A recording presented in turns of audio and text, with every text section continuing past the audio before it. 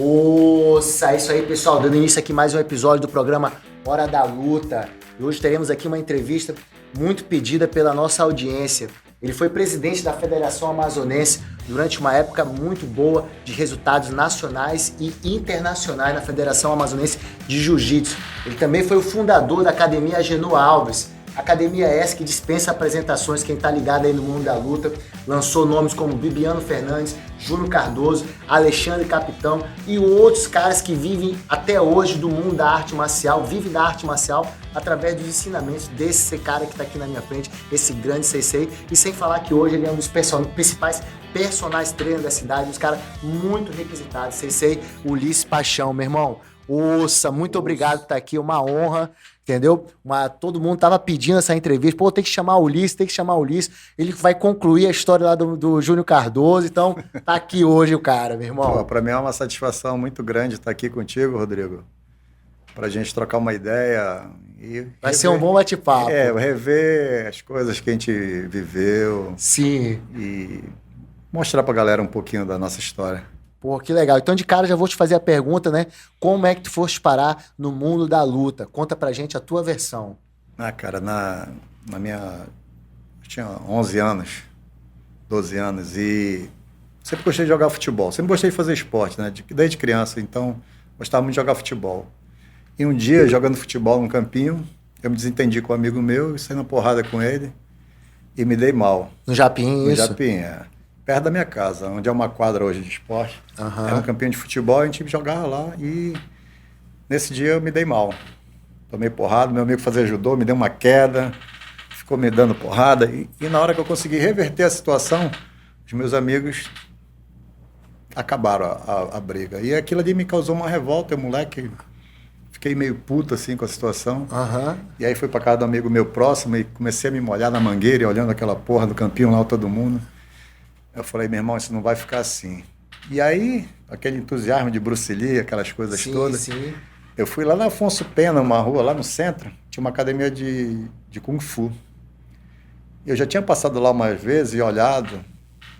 E aí eu fui lá, entrei, era um corredor assim, esquisito pra caramba.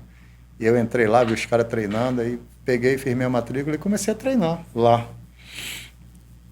Aprendi a disciplina da luta, tomei muita porrada começo. Quanto tempo tu ficou nessa academia? Eu fiquei dos 12 até os 16. Porra, ficou bastante Fiquei tempo, bastante tempo. Ficou bastante tempo. E tomei muita porrada, assim, e fui aprendendo, né, a disciplina da luta ali, através do professor Sandro, que me ensinou muita coisa, e as outras pessoas que também eram os instrutores de lá. E eu comecei a ter uma visão diferente, né, do que era a filosofia da arte marcial. Tanto que eu nunca voltei no campinho para ir à forra com meu amigo.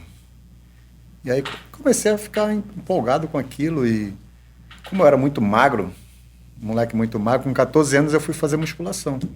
Para ganhar peso, para lutar melhor, para trocar porrada, porque era porrada mesmo. Sim, era porradaria braba, né? E aí eu fiquei até os 16 anos lá. Até 17 anos... Formaram um grupo de judô lá na Academia Movimento, lá do Nilberto. Roberto Batista, que Deus o tenha num bom lugar, que foi um cara fundamental na nossa história de vida.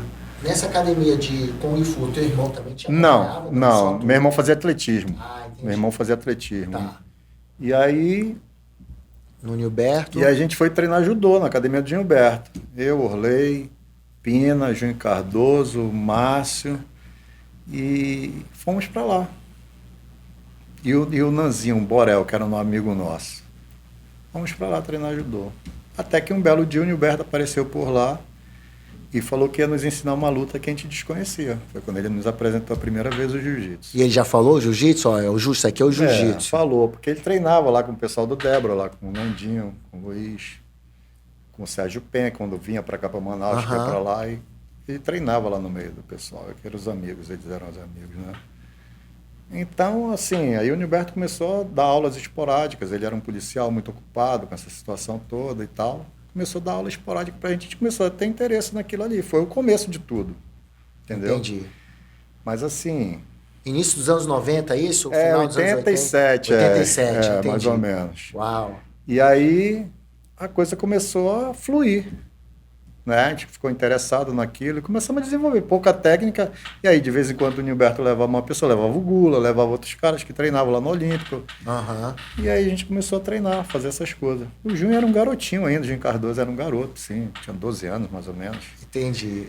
Mas sempre foi um cara casca grossa, assim, determinado. E já tava lá no meio, Já, né? sempre foi um garoto determinado pra cacete. Então, depois de um tempo, como o Nilberto era um cara muito ocupado, o meu irmão foi buscar outra pessoa que pudesse dar continuidade naquilo ali, ensinar mais alguma técnica.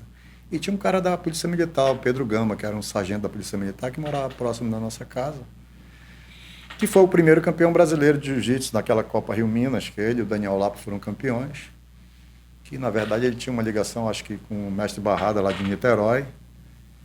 E o meu irmão começou a treinar com ele na garagem da casa dele. E aí teve a ideia de fundar a Academia G9 na garagem da casa da minha mãe, onde a gente começou a treinar. Tem umas fotos lá em casa engraçadas, assim, era uma muretinha, uma lona daquela de caminhão. Depois dos treinos, então, Com o Nilberto. Com o Nilberto, teve o Pedro Gama, né? O Pedro Gama, ele ficava indo lá treinar com o Pedro Gama e vinha e trazia as técnicas para ensinar pra gente. Vou ter montou o tatame, fez o tatamezinho lá em casa. Legal. E aquilo começou a fluir, pegar a molecada. Fico imaginando o nível de paixão dele, né, cara? Pra depois da aula com o Pedro Gama, tipo assim, pô, quero ter na minha casa. Eu quero ensinar isso. Então, assim, ele assumiu uma responsabilidade de ensinar e começou a pegar e recrutar os moleques dali da área. E começou a acontecer isso, pô. Só que veio a infelicidade do acidente dele e aí ele faleceu, né, cara? Tu tinha quantos anos quando ele faleceu? Eu tinha 22 anos. Mas no decorrer disso, ele competiu, e a gente competiu. E acho que era os campeonatos no Rio Negro, lá no René Monteiro. Teve até aquela luta dele histórica com o Hugo Duarte. O Duarte veio aqui com o pessoal da Luta Livre, que o Paixão trouxe da Belmiro. Olha só, não sabia disso aí. E aí, detalhe. Não sabia não? Não, me conta. Isso aí é uma luta histórica, bicho. Pô, não é possível, cara. O que tornou o Bronx famoso é a porra dessa história, dessa luta. O Paixão trouxe, né? Que eu lembro do Paixão. O Paixão trouxe. Trabalhar na Belmiro. Trouxe o Denilson, o Eugênio Tadeu. O Hugo Duarte, o Marcelo, acho que. Marcelo Mendes. Marcelo Mendes. Isso. Acho que ele trouxe esses 4 caras. Os caras chegaram tudo de faixa preta no campeonato de jiu-jitsu, pô. Foi assim uma pressão fodida nesse dia. E aí meu irmão foi inscrito lá na chave pra lutar e foi lutar com o Hugo. E o meu irmão, pô, cagando lá, porra nenhuma. Ele era grande, forte pra caralho, Hugo forte pra cacete, ele não tava nem aí, cara. Ele era um cara corajoso pra cacete, assim. E aí ele lutou com o Hugo e ganhou, pô. Deu um balão no Hugo e o cacete, foi uma merda, uma euforia fodida. Pô, tu imagina o Hugo vindo lá do Rio, pô, peguei o couro aqui do cara de Manaus. E aí o meu irmão perdeu pro delegado da Polícia Federal lá, Marcelo Bertolucci. O Bertolucci. Isso. Foi isso aí. E aí depois o meu irmão ainda teve a felicidade de lutar de novo com o Bertolucci lá no CIEC. No CIEC não, no... Como é aquele colégio ali? No La Salle. No La Salle. Lutou com ele no La Salle e ganhou. E esses campeonatos eram de kimono? Era de kimono. De kimono. O Humberto era o presidente da federação na época. E eu acho que nesse campeonato do René Monteiro o presidente era o Cássio e depois nesse campeonato do La Salle era o Humberto o presidente. Entendi. Mas assim, isso aí foi um ponto de partida, assim. Com certeza ficou muito empolgado, né, cara? Ficou muito empolgado e a coisa deu um up na academia e para todo mundo. E assim, porque nesse dia, cara, eu lembro bem, tava todo mundo com medo, cara. Os caras do Rio, Os caras do Rio gigante, forte pra caralho. Os caras tudo de faixa preta. Ninguém era faixa preta naquela época. Todo mundo era faixa azul.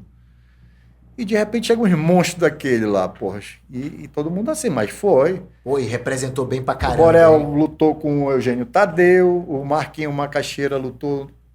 Não tô lembrado com quem foi. Eu sei que foi... Todo mundo saiu na porrada, bicho. Mas vendeu caro, assim, as coisas. Uhum. E aquilo aí foi muito importante pro jiu-jitsu, naquele momento ali.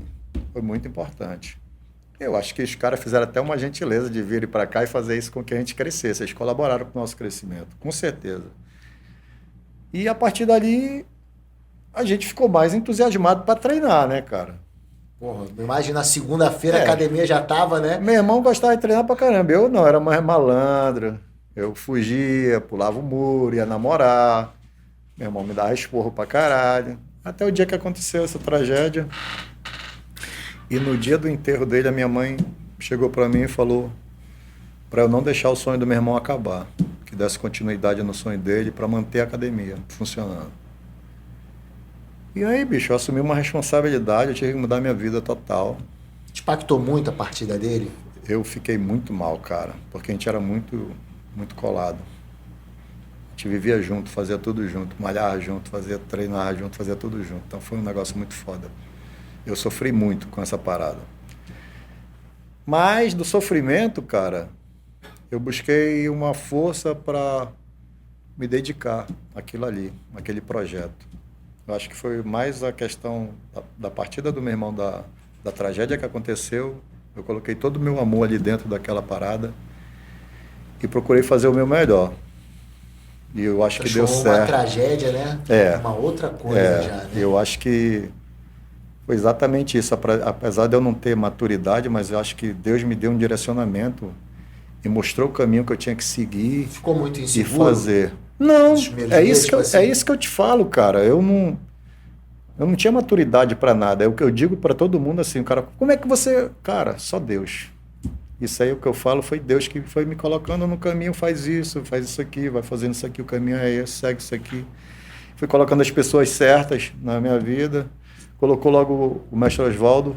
E sabe, Sensei, muita gente faz esse questionamento, esse tipo de raciocínio.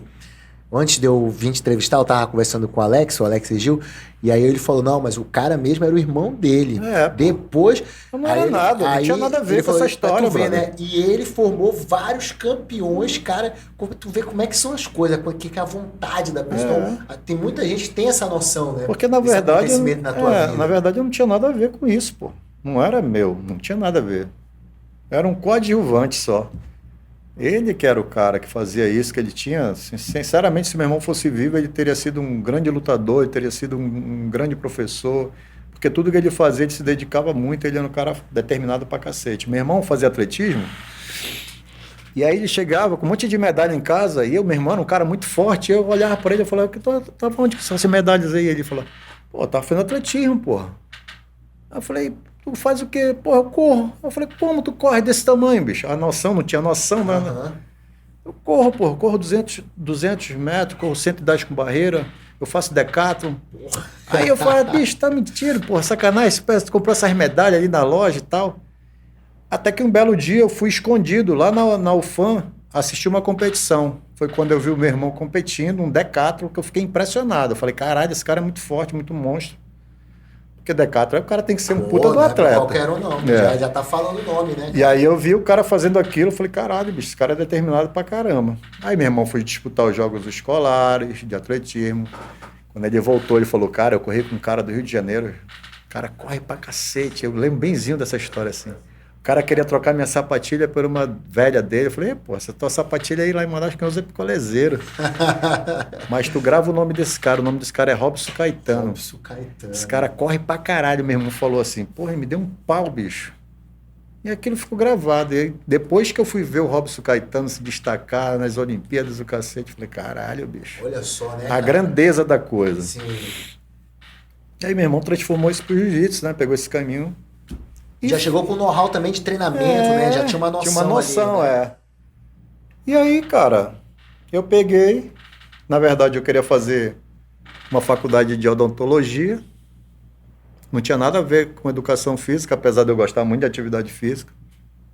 Eu peguei e fiz uma mudança na minha vida. Eu trabalhava numa empresa de informática. Depois de um tempo, eu entrei num acordo com o dono da empresa, peguei a grana e investi na academia. Aí já mudei da garagem para o outro lado, aumentei. E aí a gente foi galgando e foi aumentando o espaço. E aí fomos recrutando as crianças da rua. E depois de quanto tempo tu falou assim, não, o negócio tá engrenando? Tipo assim, cara, o negócio cresceu. Cara, ano, 2... sinceramente, eu nem percebia percebeu isso. Foi aumentando assim uma coisa, é que eu te falo, foi Deus que foi conduzindo tudo, todo o processo. Colocando as pessoas certas, fazendo tudo acontecer.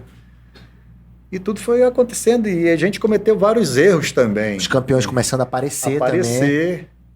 E aí, como a gente tinha muita criança, eu tinha uma dedicação muito grande com as crianças assim. E eu percebi que, porra, aquilo ali era o caminho, entendeu? E aí, o que eu fiz? Comecei a pegar a molecada ali da periferia, da beira do 40, aqueles garotos ali.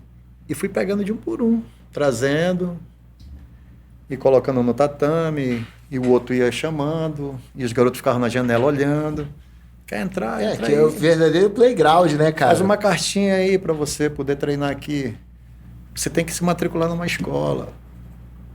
E aí, quando o garoto matriculava, agora você tem que tirar notas azuis. Se você não tiver notas azuis, você vai ser suspenso do treino. E aí, o esporte foi condicionando o garoto a estudar também, né? Colocando uma coisa aliada à outra. E isso foi dando certo. E aí foi crescendo. Os moleques começaram a treinar, se empolgar.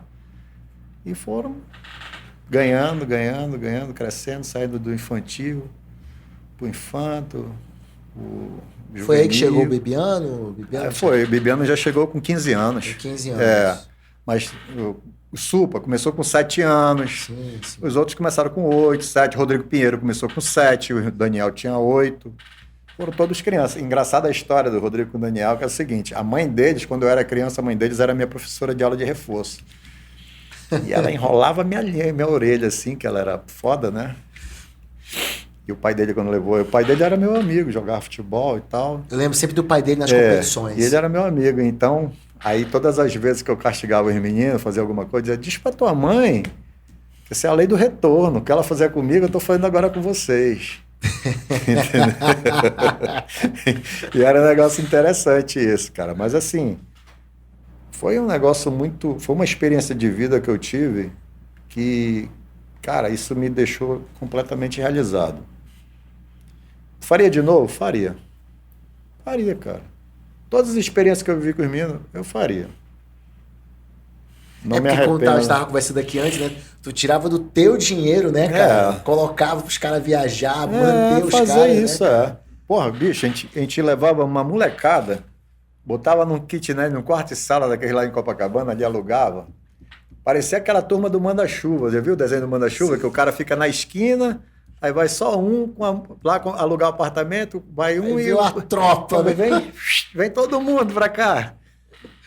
Mas eu cheguei a ficar num apartamento lá no Rio, o Bibiano tá, tinha 14 pessoas. Era assim. Um quarto e sala com 14 pessoas, era cara. Assim, administrar esse moleque todinho. Agora, a loucura, porra. Tu levar 14 moleques pro Rio de Janeiro. Não, hoje em dia isso não existe mais. Isso não existe mais. Não existe. Mas assim, se você for ver a probabilidade de situações que pode dar errado, 14 crianças no dedo, porra, cara, no Rio de Janeiro. É complicado, né? Porra, é só louco, vai, louco tem que ser vai. Muito louco, Porra, o aeroporto, tudo. Chegou a ser expulso de apartamento lá, cara, de amigo assim que cedeu o apartamento, e os meninos bagunçaram, e aí eu, porra, meu irmão, vai dar merda, amanhã a síndica vem aqui, e eu deixar o Juricaba lá, porra, meu amigão querido, que Deus o tenha.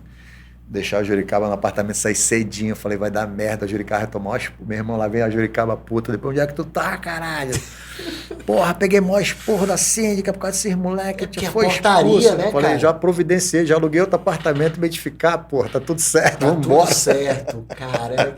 Que loucura, né, cara? E aí, tipo, esse processo que tu começou lá pro Rio, eu imagino que foi nesse...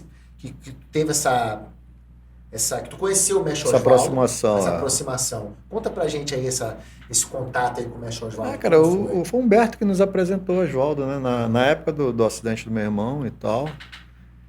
E a partir dali o Osvaldo pegou, tipo, adotou a gente, cara.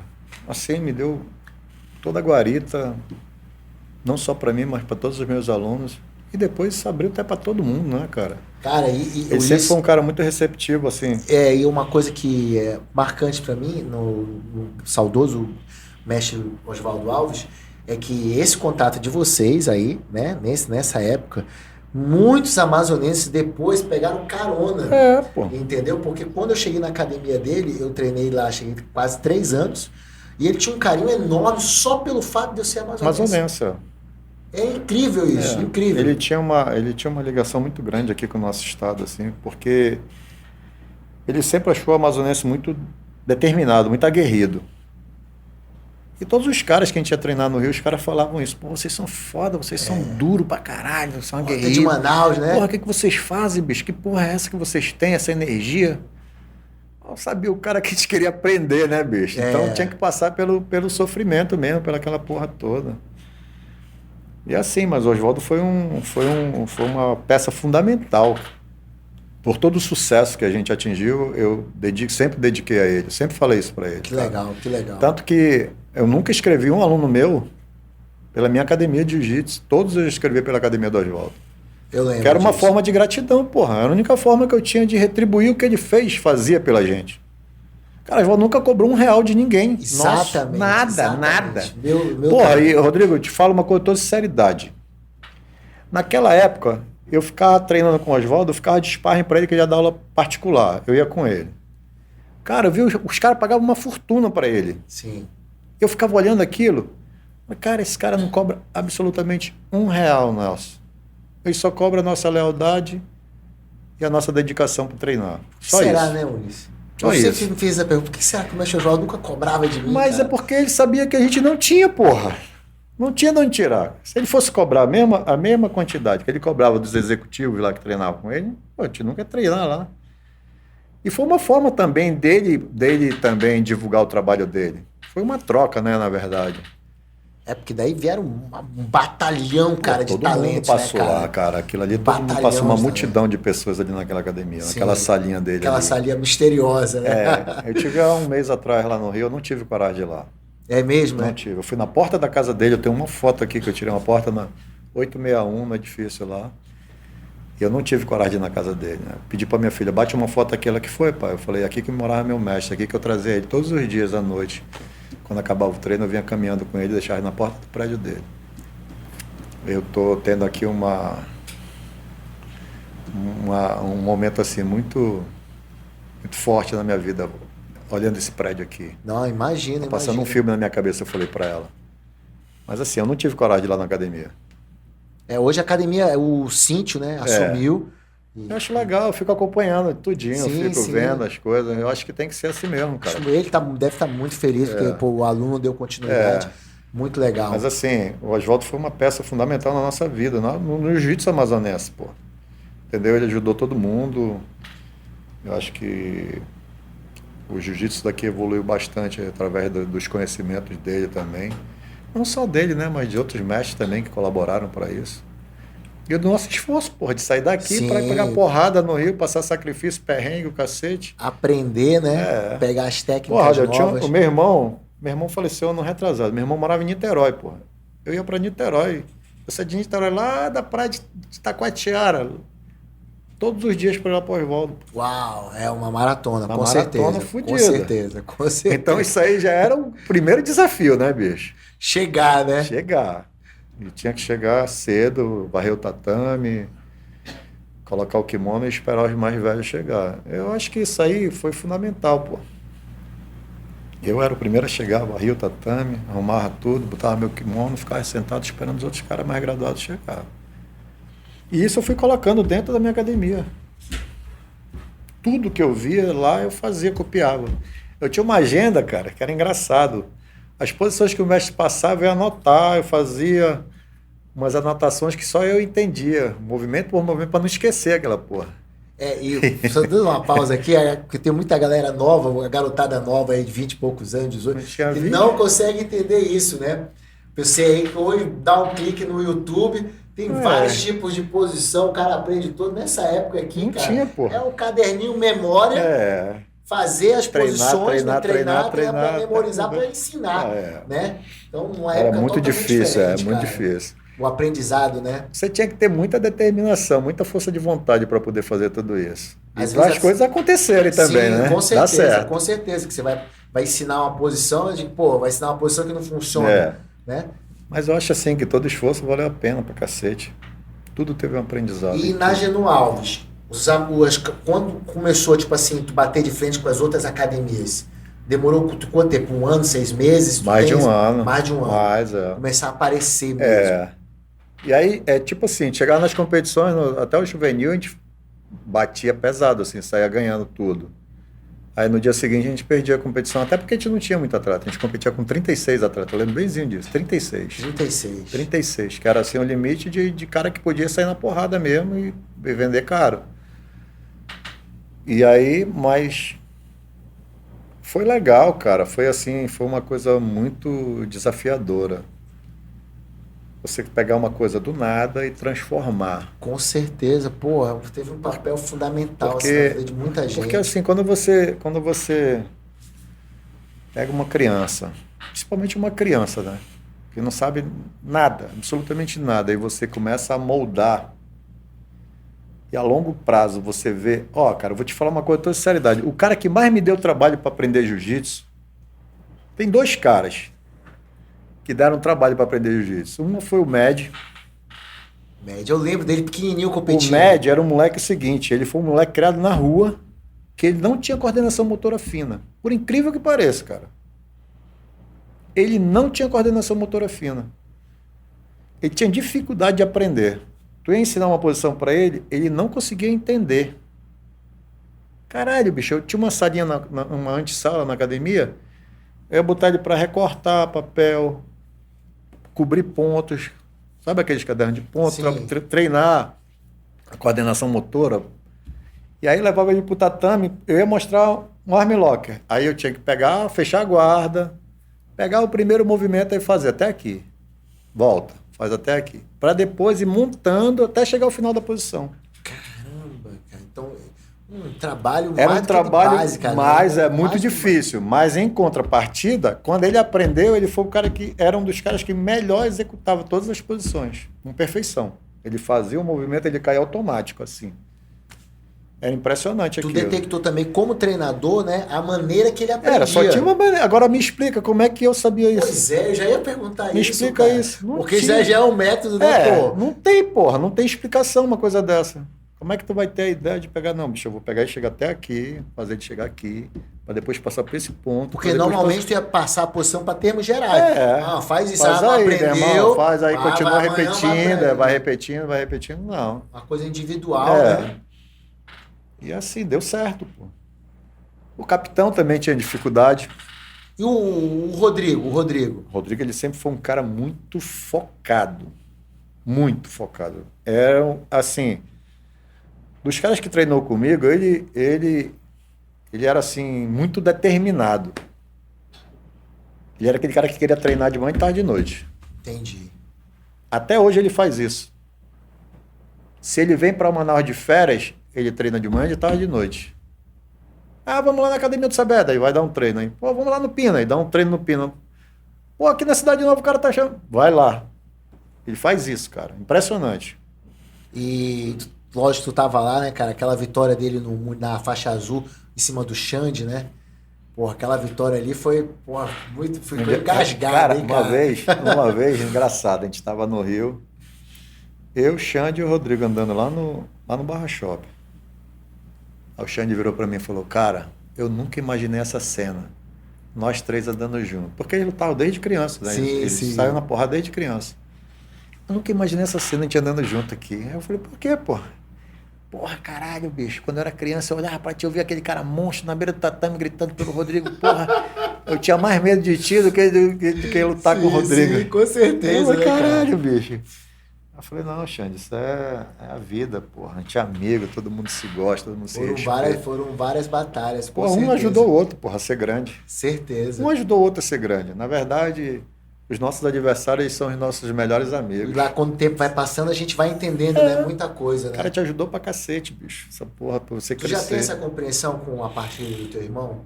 Tipo, que ela foi um ponto inicial ali para gerar uma série de coisas. Foi, com certeza, pô. Não foi por acaso que ele partiu, bicho. Na verdade, ele cumpriu o ciclo dele e deixou assim, meu irmão, vai e faz. Faça. Tem coragem, faz. E eu segui sem medo, sem porra nenhuma. Fui embora fazendo. E uma vez eu falei para mim, eu vou ser presidente da Federação de Jiu-Jitsu. Ah, eu já ia tocar nesse ponto, cara. Eu falei para mim uma vez, saí da reunião lá no Dom Pedro, lá na casa do Humberto, não tinha nem a praça de alimentação de Dom Pedro ali. Eu saí com o Lúcio, meu amigo, Lúcio Menix. O que faleceu morreu, da Terraço, né? Eu falei pra ele, bicho, eu vou ser presidente dessa porra, dessa federação um dia. Ele disse, sério? Eu falei, vou. E aí eu comecei a ir pro Rio, ver os campeonatos, como é que organizava, aquela porra toda. Até que um dia a gente decidiu, a gente estava numa reunião, eu, Juricaba, Danilo, Nonato. Pô, quem vai ser o próximo presidente da federação? Eu levantei a mão, eu. Eu falei, eu vou ser candidato. Vocês botam fé? Vamos junto? Vamos. Te garante? Eu falei, me garanto. E aí eu fui. E aí Deus me colocou outras pessoas no meu caminho, pô. Cara, aí olha só, como foi esse período, né, que tu assumiu a federação, né? E dentro da tua academia. Tive que abrir mão da minha academia. Ah, entendi agora. Mas eu tinha o Pina para me ajudar. Entendi. Mas eu abri mão da minha academia, do sucesso da minha academia, para me dedicar à federação. Porque eu achava que a federação ela precisava ser vista pela sociedade de uma forma diferente. O jiu-jitsu tinha que ser visto de uma forma diferente, respeitado, né? Porque a gente era marginalizado. Marginalizado, com certeza, com certeza. E assim, fizemos por onde merecer, né, bicho? Muita briga na rua, muita porrada, essas coisas todas. Mas, assim, quando eu vi os campeonatos no Rio grandiosos, aquela coisa super organizada, eu falei, caralho, a gente tem condições de fazer uma porra assim. Grandioso, bonito, todo mundo ali naquela guerra, mas se respeitando. Aham. Só que foi difícil pra cacete, bicho. Meter na cabeça desses malucos aqui que tinha que ser uma coisa organizada. Sim, né? A arbitragem, tudo, eu né? tive que sair na porrada, dar bronca em nego, fazer o cacete, bicho. Pra poder a coisa. Não, presidente de federação. Punir um monte de gente. Suspensões. Eu lembro desses. Anunciando tá no ginásio.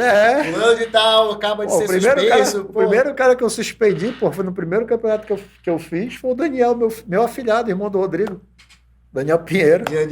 Pô, deu um tapa na cara do William. Eu falei, caralho, meu irmão, esse cara tá maluco. Meu primeiro campeonato, esse cara tá fazendo uma merda. Aí peguei o microfone. Anunciou a suspensão. Daniel Pinheiro tá suspenso um ano. Depois eu peguei e falei, filha da puta, vai ficar treinando um ano agora pra tu aprender a respeitar. Pô. Vai trabalhar, vai atrapalhar meu trabalho, cara. Sim. E, tipo, aí nessa fase da tua vida como presidente da federação, foi aí que tu começou a ter o contato com o Carlos Grace, com o Carlos Grace? Foi Carlinho. Na época, a pesagem era na casa dele, né? Ali na Barra, na Barra, na academia, lá embaixo. Porra, e o Carlinho foi um cara que, Conta pra gente um pouco aí dessa tua convivência com ele, O Carlinho foi um cara, assim, que eu aprendi muito com ele, cara. Ele é um cara extremamente visionário. Diferente, né? O que ele tá acontecendo hoje no jiu-jitsu, ele enxergava lá nos anos 90, porra. Esse cara. Ele falava que ele ia transformar o jiu-jitsu nisso. Eu vou levar os jiu-jitsu para os Estados Unidos, vou difundir essa porra pelo mundo, vou montar a confederação internacional, vou fazer isso. Ele conversando comigo uma vez, a gente almoçando assim. Aí depois passou um tempo, eu encontrei com ele já tinha ido embora para os Estados Unidos, montado a porra, ele falou, cara, levei todos os meus alunos aqui da Barra Grace, tá todo mundo, cada um num lugar lá nos Estados Unidos, dando aula, fazendo as coisas, tá todo mundo encaminhado. Eu falei, esse cara é foda. Tem que respeitar. Sim, com certeza. Não é à toa que ele botou o jiu-jitsu no patamar que tá hoje, né, cara? E a gente cresceu, mas assim... Mas não tem apoio, né, cara? O esporte... Não é só o jiu-jitsu, não. O esporte, em geral, no nosso estado tem uma dificuldade muito grande, até pela logística. Ponto alto, né, da tua administração do jiu-jitsu, assim, que tu considera, na tua avaliação. Qual foi? Na minha época aconteceu isso. Cara, eu não sei, eu acho os títulos, tu vendo a molecada sendo campeã mundial. Eu acho que também a questão de ter os campeonatos no Brasil, né? Essa ida para os Estados Unidos dificultou muita gente levar os garotos daqui. Muito caro, tudo muito caro para manter uma equipe fora do Brasil. Antes era mais acessível, Era mais acessível, né, cara? Tipo assim, naquela época eu conheci o Arnaldo Santos, trabalhei pra cacete em cima dele. Ele é um cara resistente, assim, com relação ao jiu-jitsu. Eu comecei a conquistar o cara de poucos, levando, mostrando que a mentalidade não era aquela visão que todo mundo passava do jiu-jitsu marginal, que não era aquilo, que a gente estava trabalhando do lado social. Ele não tinha noção das competições? Não tinha. Até um dia que eu convidei ele foi no ginásio. Quando ele viu aquela multidão dentro do ginásio, ele se assombrou. E qual era o ginásio do time militar? Lá no Nirenberg. Ah, sim, Aí sim, ele sim. chegou, viu aquilo, eu lá de cima eu desci, levei ele para a tribuna de honra. Aí ele ficou olhando, pô, isso é grandioso, né? Eu falei, mas todo mundo fica numa boa, o pessoal com aquela torcida organizada e tal, mas todo mundo em paz. Aí, não, aí foi quando eu cheguei, fui na vila com ele, ele falou, o que você precisa? Eu falei, cara, eu preciso de passagem para levar a equipe para o Campeonato Mundial. E é sempre isso, né, cara? As passagens, né, cara? Aí foi quando ele falou, você tem as passagens que você precisa para levar seus atletas para o Mundial. Dona Denise, anote aqui no quadro. Aí eu, caralho, conquistei o cara, meu. Aí a partir dali, todo ano era certo. Aí eu fazia aquela seletiva, fazia aqueles eventos como uma seletiva para poder pegar os melhores atletas e levar. E levava outros ainda que eu conseguia através de outros amigos e tal, ia pegando umas passagens, distribuindo, levava a galera toda. Não, eu tava lá contigo como presidente no Mundial de 98, né? E tinha muita galera de Manaus, muita galera de Manaus. Cara, é assim, eu procurei fazer... Isso é uma vitória, cara. Eu procurei fazer o meu melhor, sabe, cara, assim... Quantos anos tu ficaste? Eu fiquei 2 gestões, 6 anos. 6 anos, cara. E assim, eu procurei fazer o meu melhor, fazer pelo bem coletivo, eu sempre falei isso. Abrir mão da minha academia, porra, de cuidar da minha academia. Com certeza. Foi difícil largar a federação? Tipo Não, assim, o trabalho, falou, pô, vou deixar agora. Não, eu deixei porque eu quis mesmo. O Carlinho até falou pra mim, se você quiser ficar na federação, você tem meu apoio para ficar. Eu falei, não, eu já cumpri minha missão. Eu acho que todo mundo tem que passar por esse processo, botar a bunda ali na responsabilidade e ver qual é a bronca. Porque é bronca, meu irmão. Bicho, quase eu morro. Quase eu morro dormindo no volante do meu carro, quase chegando na minha casa, quase eu morro, pô. Tão cansado, tão estressado que ficava naquela porra. Mas era gratificante, porra, era bom ter o resultado, todo mundo... Cara, conquistar, assim, as pessoas pelas ruas e todo mundo olhar o jiu-jitsu de uma outra forma, aquilo ali foi muito bom pra mim, porra. Poder colaborar. Sim, com certeza. Sabe, assim, olhar e caramba, eu fiz um gesto de bondade pro esporte. Então, eu sou um cara realizado, pô, fiz isso, consegui fazer. Deixa eu te perguntar uma coisa, voltando bem do início da nosso bate-papo aqui, tu falou que começou no Kung Fu, né? E nos anos 90 teve aquele desafio. Era academia? Era com o meu professor. E aí, como é que foi isso aí, cara? Normal, profissional. Não, peraí, não, mas é normal hoje, mas como é que foi? Tipo, ele ficou chateado? Não. Agora o cara era da minha academia, agora o cara vai lutar. Ele me olhou normal, me cumprimentou normal. Ele era um cara que tinha uma cabeça evoluída, ele era um cara...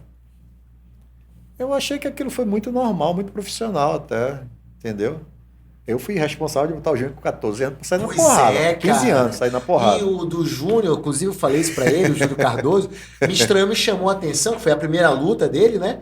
Quando ele subiu, e subiu um homem, né? Um cara já maduro pra lutar com ele. Eu falei, pô, mas é um garoto. Mas sabe como é que era feito naquela época?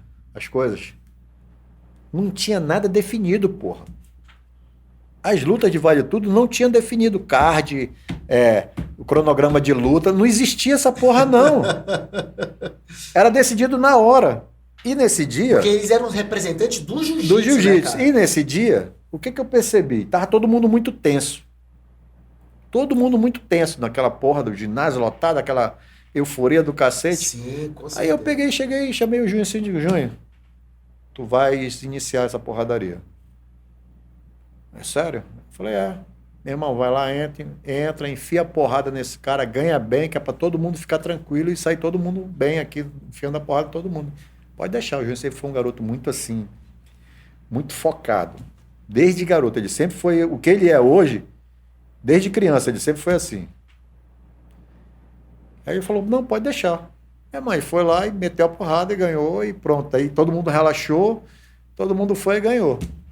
Foi muito impactante. Mas não existia aquela porra de dizer assim, a luta já tal... Já tava tudo terminado. Não, porra nem como é hoje, não. Eu sempre era uma briga de rua organizada. Entendi. Era uma briga de rua mais organizada. Era isso. Eu lembro que o juiz era o Valois também, né? Ele tava arbitrando a luta ali. Era uma loucura do cacete aquilo ali. Um barril de pólvora, né, cara? Mas eu acho assim, foram nesses erros que a gente foi acertando, pô, o caminho. Se a gente esperar para observar as coisas, a gente não cometeu tantos erros, né? Mas a gente precisava passar por esses processos. aquele desentendimento do pessoal da Monteiro com o pessoal da Luta Livre.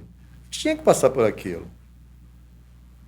Sabe como foi semeada a paz daquilo ali, depois? Uma vez o Falabella precisava, trouxe uns atletas americanos, tu lembra?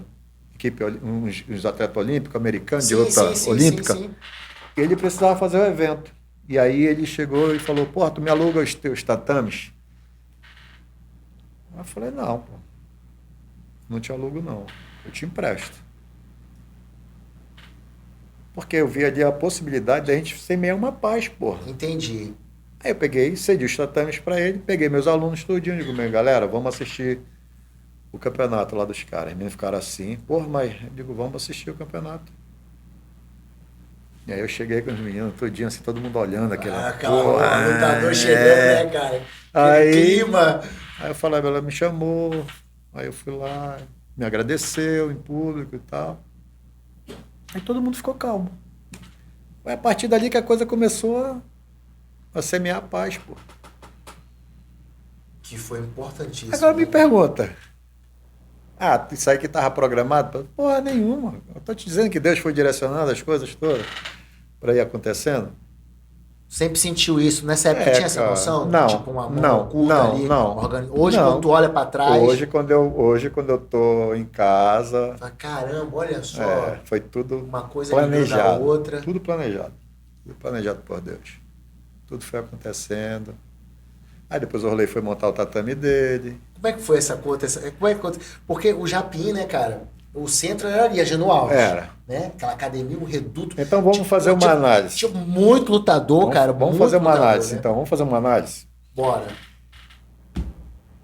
Nós tínhamos 36 atletas, competidores. Como era que a gente podia expandir isso? Só se a gente aumentasse o número de academias, né? Sim. Aí o Orley, vou fazer uma tatame. Eu digo, vamos lá, vou montar teu tatame. Eu fui lá, estiquei a primeira lona do Orley, eu que estiquei o dojo dele. Fui lá, preguei, tudinho, tá aí. Aí depois o Junho, eu vou fazer minha academia. O Junho foi e fez a academia dele. Começou a coisa a expandir, pô. Aí, rivalidade entre as academias do Japim, hein? Começou a porra também da rivalidade. Tinha algum campeonato do Japim ou não? Tinha. Tinha. Porra, devia pegar fogo, meu irmão. Mas só teve uma vez, eu acho. Não. Só teve uma vez, não deu certo, não. Cada um fez seu interno e deixa essa porra pra lá. Imagina. Deixa essa porra pra lá. Fogo. Mas assim, teve alguns desentendimentos, mas tudo foi resolvido. Entendeu? Assim, não ficou nada... Teve aquela briga do Júnior com o Gato. Pois é, também é falado quando eu entrevistei ele... Teve aquela confusão do Júnior com o Gato, e aí... Mas a cidade toda, né, cara? Não era uma época que todo mundo tinha câmera, só ficava sabendo, o que aconteceu isso, aconteceu aquilo. Aí eu cheguei no campeonato seguinte, eu falei, meu irmão, vai ter que casar essa luta do Júnior com o Gato, primeira luta da categoria. Pô, eles eram o cara que podia fechar a chave. Uhum. Cada um de um lado e... Não, faz a primeira luta da categoria. Aí foram, aí o Júnior pegou o braço dele e tal, né? E depois, cara, aconteceu uma coisa interessante. Para você ver como Deus, ele direciona todas as coisas. Um belo dia, eu tinha levado meus alunos pro Rio. E aí eu fui pro Mestre Oswaldo treinar com os meninos. Quando eu cheguei lá, porra, o Gato tava um frio do cacete no Rio. Eu cheguei lá, o Gato tava no tatame do Oswaldo. O tatame do Oswaldo era frio, tu lembra, né? Sim. Muito frio aquele tatame. Com certeza. E o Gato tava com a gata, com a Eliana lá, com a esposa dele. Aí eu olhei pra eles dois e falei... E eles cabreiro comigo pra cacete, o Gato. Vem aquela vez, eu tô entrando na salinha, né? Entrando na salinha e caralho mesmo, lá vem merda. Aí eu falei... E aí, bicho, o que vocês estão fazendo aqui? Não, a gente tá dormindo aqui, pô. Eu falei, dormindo nesse frio aqui, pô? Num lençolzinho fino. Eu falei, não, porra. A porra aqui é muito frio. Não, mestre, mas tá tudo bem. Eu falei, não, tá tudo bem não. Vocês vão dormir lá no apartamento que a gente tá. Onde dorme 10, dorme 12. Pronto. Aí peguei e ficaram olhando pra mim assim. Aí tinha um sofá-cama na sala do apartamento. Aí eu abri e falei, isso aqui é a cama de vocês. A geladeira tá abastecida, vocês podem comer à vontade, podem servir. Vocês são nossos convidados. Aqui, o Gato e a Eliana são os nossos convidados. As meninas ficaram olhando assim, né? Foi uma oportunidade que eu tive de mostrar para os meninos como é que se resolve as coisas, né? Sim.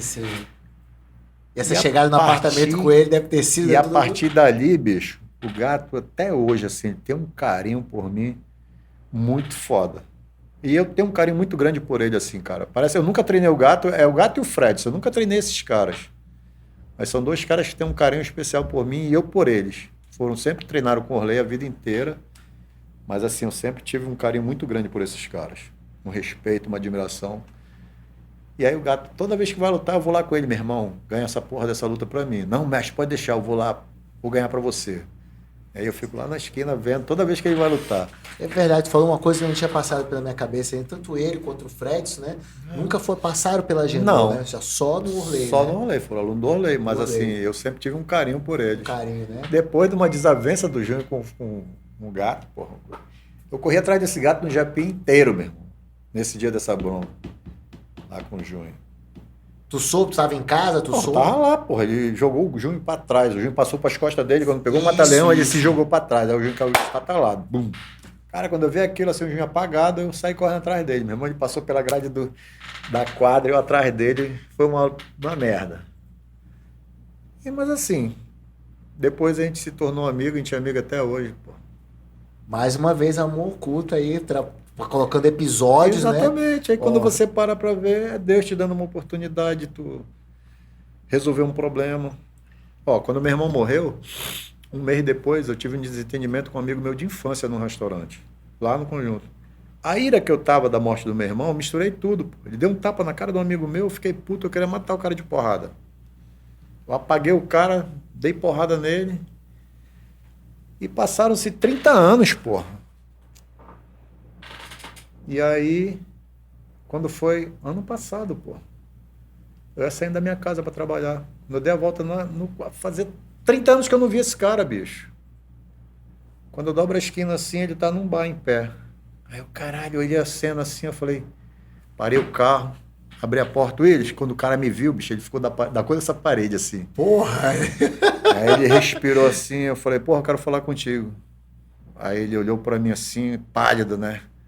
Aí eu fui na direção dele, dei um abraço. Porra, eu queria te pedir perdão pelo aquele nosso desentendimento lá atrás, quando meu irmão morreu. Porra, a gente sempre foi amigo. E, porra, bicho, eu queria te encontrar também, te pedir perdão. Eu falei, não, porra, tá tudo resolvido. Como é que tá tua mãe? A mãe dele foi minha professora na infância. 30 anos depois, 30 anos depois, bicho. Olhar aquilo assim, abraçar o cara, tá tudo bem contigo? Não, tá tudo bem. Aí o cara foi acalmando ali e tal. A gente ficou batendo um papo assim rapidinho. Cara, eu entrei no carro, parecia assim que tinha saído um peso de mim. Não, Deus, com certeza. Deus me dando mais uma oportunidade de eu resolver uma situação. Com certeza. Cara, e nessa época que tu teve que ir para a federação, que tu deixou a tua academia, como que aconteceu ali? Tu viu, claro, o nível dela foi caindo, né, natural. Alguma coisa não ficou, talvez até os resultados possam, mas o que tu ficou com receio? Tipo assim, pô, eu tenho que voltar. Não, porque, na verdade, Rodrigo, eu nunca fui um cara vaidoso com relação a isso. Tu não queria, tipo assim, não, academia levando os títulos, as coisas, tu tava focado realmente na federação. Tipo assim, eu fiz uma escolha, né, bicho? Eu paguei um preço. Mas assim, eu nunca fui um cara vaidoso de o título, isso aqui é meu, eu sou isso, eu sou aquilo. Eu nunca fui vaidoso pra isso, cara. Eu nunca liguei pra isso, não. Eu achei que eu fiz o que eu tinha que fazer, porra. Entendi. Eu segui o meu coração, entendeu? Eu perdi por um lado e ganhei pelo outro, pô. Se a gente parar para analisar... Claro, não, com certeza. Eu ganhei pelo outro, porque assim, eu pude ajudar muito mais pessoas do que meus alunos. Eu pude ajudar o geral. Dei um tempo atrás, lá no Cajinho, eu consegui colocar atletas de várias academias dentro do mesmo tatame, treinando comigo, porra. Onde que acontecia isso? Botar um cara de cada academia treinando, todo mundo junto ali, numa boa, se respeitando. Eu, caralho, bicho, a gente tinha uma guerra fodida, mas aquela guerra foi saudável. Eu lembro que o Emílio Monteiro chamava a gente de favelado. Pô, os favelados, não sei o quê. Aí eu pregava no mural da academia o nome dos caras. Eu falei, vocês querem ser os melhores? Vocês têm que ganhar desses caras aqui, ó. Se vocês não ganharem desses caras, esquece. Vocês não são porra nenhuma. Você tem que ganhar desses caras aqui, esses caras são foda. E aí eu saía com o Coelho, ele sempre foi meu amigo, assim, eu saía com o Coelho, os alunos dele, aí eu dizia, olha, Os favelados estão tudo dormindo, vocês estão na farra, amanhã eles vão treinar domingo. E vocês vão entrar na porrada no campeonato, quando chegar o campeonato. Já tinha essa zoação, então. Mas assim, eu sempre fui muito amigo dos meninos, sempre gostei muito dos alunos do Coelho, sempre dei muito bem, sempre me respeitaram pra cacete, Minda Monteiro também, todo mundo sempre me respeitou. Mas também sempre me dei respeito, né, cara? Sempre procurei respeitar todo mundo e sempre foi assim, na boa.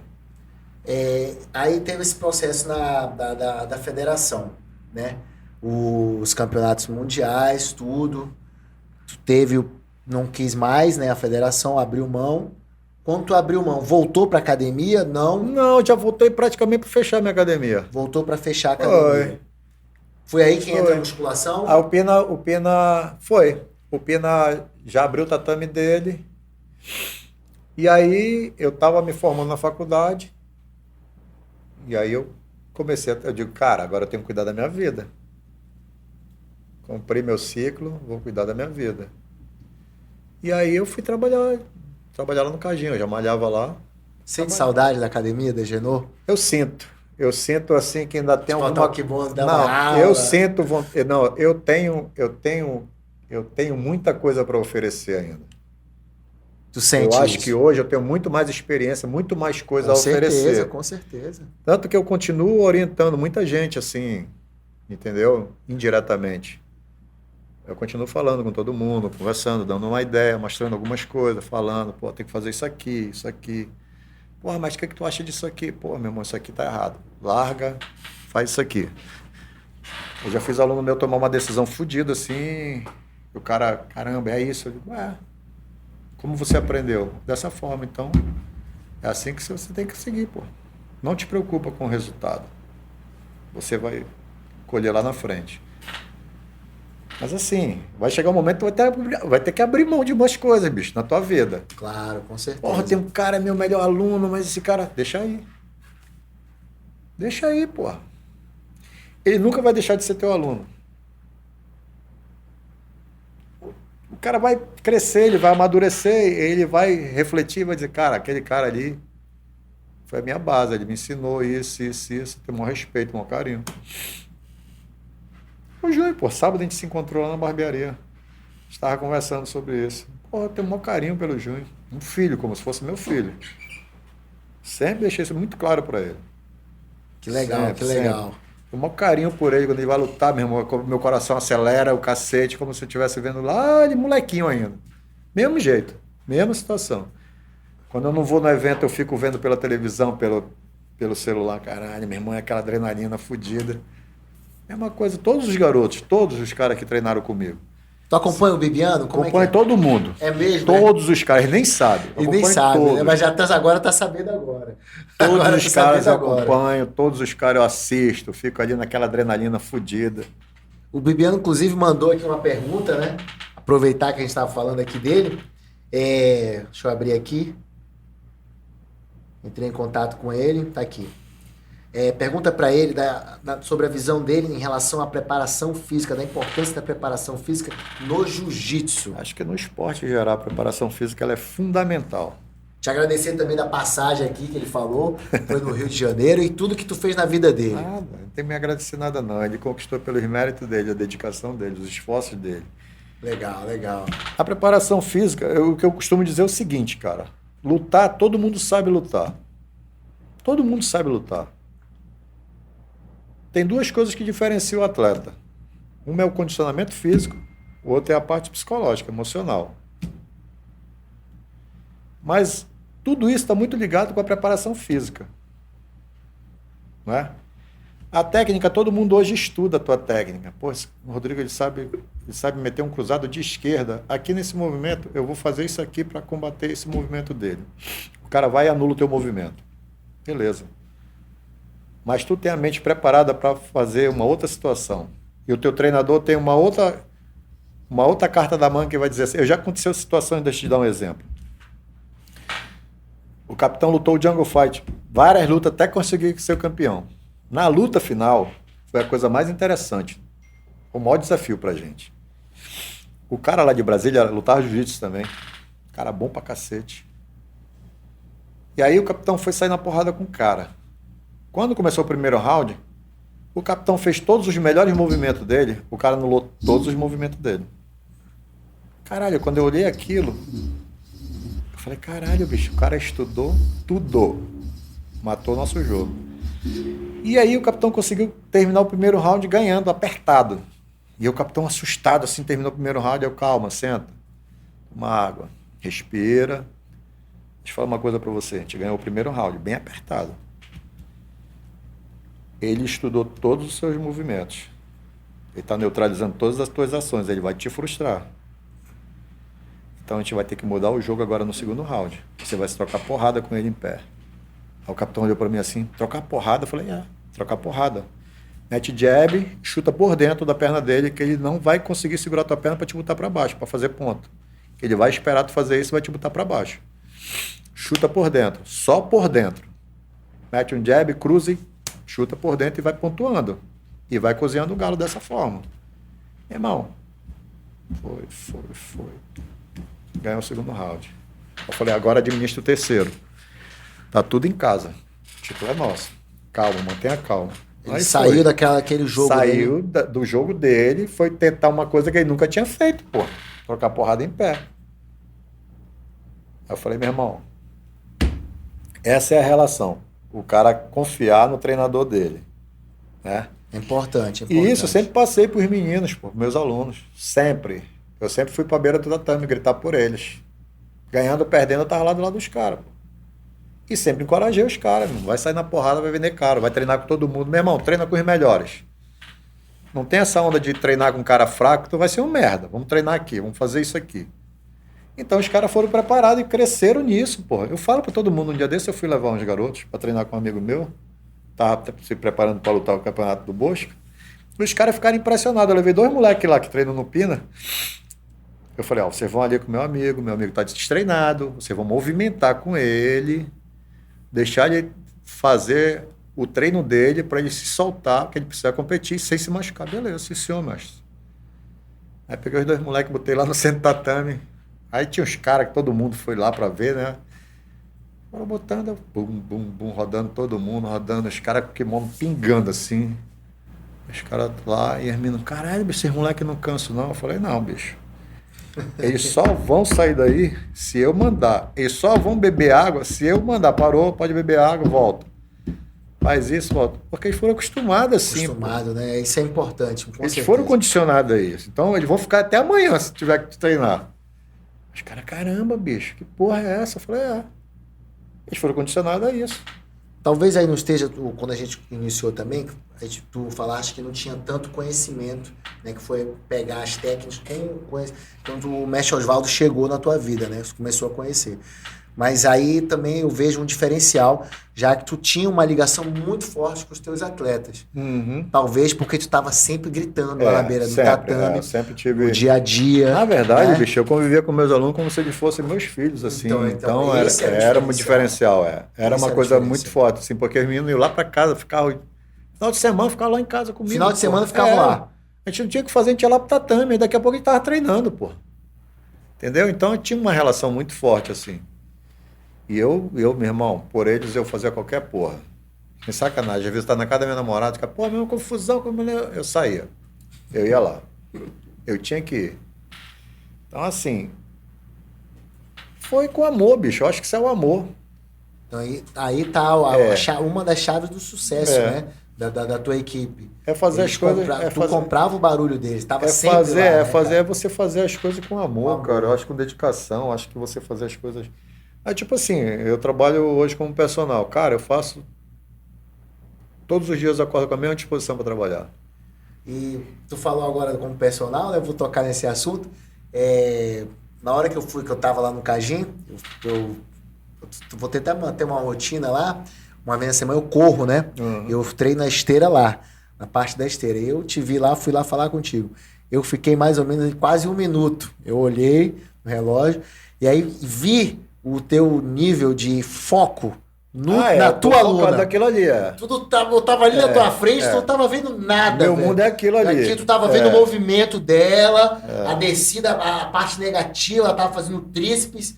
Aí ela paia, volta e tu pá, ajeitando o cotovelo, tudo. Foi, cara, até hoje eu como treinador, o cara como é minucioso, né, cara? Mas acho Isso que me tem que chamou a ser, atenção. mas acho que tem que ser assim, Não, pô. tem que ser assim. Mas não é todo mundo que é assim. Não, Entendeu? mas Às vezes assim, o cara pega um aluno e fala, essa aluna aí daqui a pouco já tá saindo, ela veio aqui só, sei lá, entendeu? Aí faz ali entendeu? Dá um caôzinho ali e, pô, naquele, eu sou treinador também, né, cara? Eu detectei aquilo ali. Falei, pô, esse cara tem até hoje aquilo que era lá de trás. mas é a luta que me ensinou Ele isso. trouxe pra dar, É saquei na hora. a luta que me ensinou a ser assim, pô.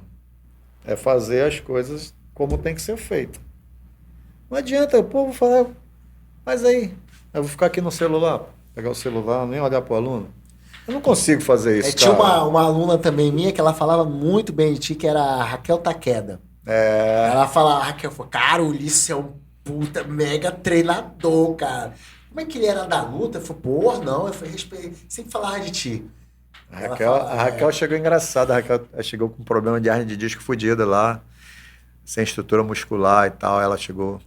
Aí eu falei pro marido dela, pô, traz ela aqui, bicho, vem vocês dois aqui. A gente sentou, ela, olha, eu não gosto de fazer musculação. Eu falei, você não tem que gostar, não. Você tem por obrigação fazer musculação, ou senão você vai se tornar dependente de corticoide. E depois você vai ficar desse tamanho, aí vai piorar a sua hernia de disco. Você tem que fazer musculação. Se você quer fazer as outras coisas, você tem que fazer musculação. Você não tem escolha. e ela melhorou bastante, Aí ela cara. ficou me olhando, e tá bom. Aí depois eu tirava sarro dela, depois de 3 anos ela treinando, eu falava, Disciplinada, porra, né? nem parece aquela garota que entrou aqui numa sala com medo do cacete, se tremendo todinha. Hoje já faz tudo, faz as coisas todas. Muito disciplinada. Muito disciplinada. É, a parte oriental. É legal quando você tem... Na verdade, eu costumo dizer assim que os alunos se identificam com você. Eles têm quase o mesmo perfil que você. Por exemplo, eu dou aula para um senhor que ele tem 81 anos. O seu Flávio Antônio, pai do Flavinho que lutava jiu-jitsu. Uhum. O seu Flávio, ele é um cara... A gente tem uma coisa muito em comum, a gente nasceu no mesmo dia. Então, eu olho para o seu Flávio com 81 anos, eu me vejo com 81 anos. Ele é um cara extremamente disciplinado, aquele cara correto, que faz as coisas, assim, metódico. E eu falo para ele, porra, Flávio, eu aprendo todo dia contigo, cara. E eu já ia te perguntar isso também, né? Eu falo, porra, aprendo todo dia contigo. O aprendizado que tem com E os assim, alunos ali, né? eu me vejo em você, eu falei para ele, eu me vejo em você. Porra, para mim é uma honra isso, ouvir isso de você. Eu falei, não é. A gente é muito parecido, o fato de a gente ter nascido no mesmo dia, a gente tem as mesmas ideias, o mesmo pensamento, é uma coisa impressionante a sintonia que a gente tem. E muitas pessoas enxergam isso de uma forma ruim quando tu dá aula para um idoso, sabia? Uma vez eu dava aula para uma senhora, mãe do meu professor da faculdade. Aí um cara chegou e disse, porra, deve ser um saco dar aula para essa senhorinha, né? Eu falei, não, cara, ela é a minha melhor aula do dia. Tu sabe por que ela é a minha melhor aula do dia? Aí ele ficou me olhando e falei, porque ela me obriga a ter informações sobre tudo, sobre teatro, sobre música, sobre todas as coisas que acontecem no mundo.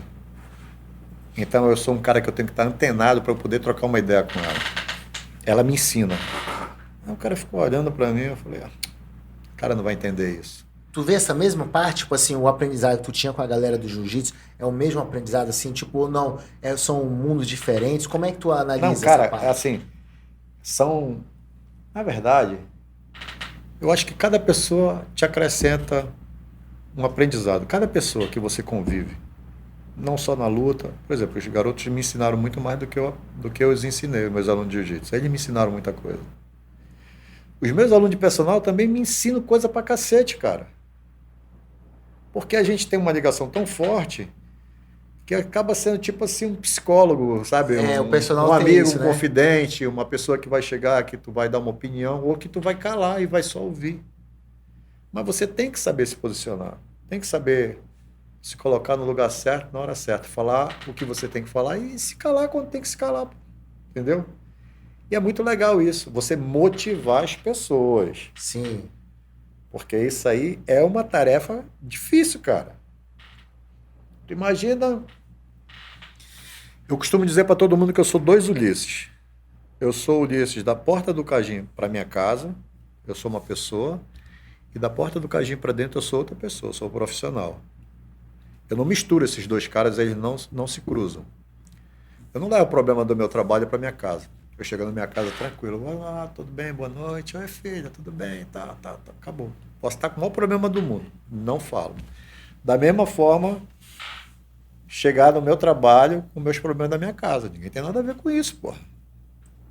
A pessoa vai lá fazer uma atividade física comigo, ela quer ser motivada. A pessoa chega lá e, porra, bicho, não dormi direito, tô cansado, tô com problema, não consegui pagar isso, não consegui fazer aquilo. Uma merda, qual a motivação que tu vai passar pro teu cliente? Nenhuma. Mas se tu chegar, bom dia, tudo bem? Vamos lá, fazer o que que tá tudo bem? Dormiu bem? Tá tranquilo? Tô, pô, vamos começar. Tá. Começa a trocar uma ideia, um assunto do dia que tu vê, pô, aconteceu isso ontem. Caramba, o que tu acha? Tá, começa a opinião. Tem um aluno meu que treina 17 anos comigo, pô. Nossa. Dá quantas aulas por dia, Ulisses? A 12, média. 12? 12 aulas. 12 pessoas diferentes. 12 mundos diferentes. 12 mundos diferentes. E aí tu tem argumento para conversar com 12 pessoas diferentes, todos os dias, fazer as coisas acontecerem. Não é uma tarefa nada fácil, não. Não, requer muito aprendizado. Mas é legal, cara, porque você cara? aprende, pô. Você aprende muito. Dá aula para jovem, para pessoas intermediárias, para idoso. É interessante, é um desafio, pô. Eu já dei aula para autista, cara.